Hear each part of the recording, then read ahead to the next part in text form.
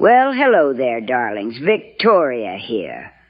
Oh, let me tell you something about the suffocating arrogance of the know-it-all. I have spent my life in the company of true experts, Nobel laureates, master architects, and surgical pioneers. And the one thing they all share is a profound, humble respect for the vastness of what they don't know. But then, one steps into a mid-level cocktail party or a standard board meeting, and one is inevitably confronted by a generalist of everything, a person who speaks with the unearned confidence of a deity on subjects they haven't even Googled properly. It is a psychological farce, darling, and I am far too busy for the performance. The know-it-all isn't actually interested in information. They are interested in dominance.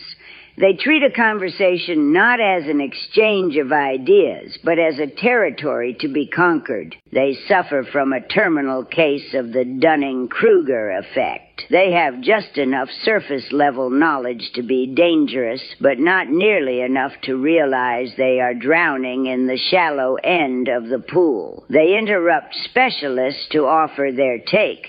They correct people on their own lived experiences.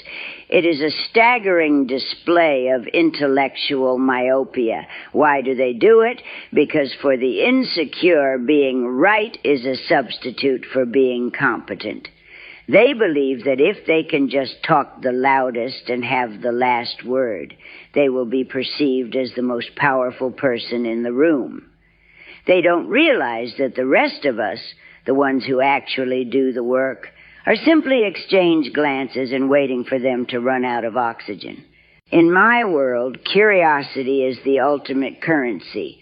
A person who thinks they know everything is a stagnant asset. They have stopped growing, stopped learning, and therefore they have stopped being useful. I would rather spend 5 minutes with a curious intern than 5 hours with a know-it-all who has spent the last decade repeating the same 3 facts they heard on a podcast. The know-it-all is a bottleneck to progress. They kill innovation because they are terrified of an idea they didn't personally authorize. They stifle creativity because they view questions as a threat to their authority rather than a bridge to a better solution. I demand a return to the elegance of inquiry. I want to be surrounded by people who are hungry for the truth, not people who are desperate to be the source of it. If you have an answer for everything, you clearly aren't asking the right questions.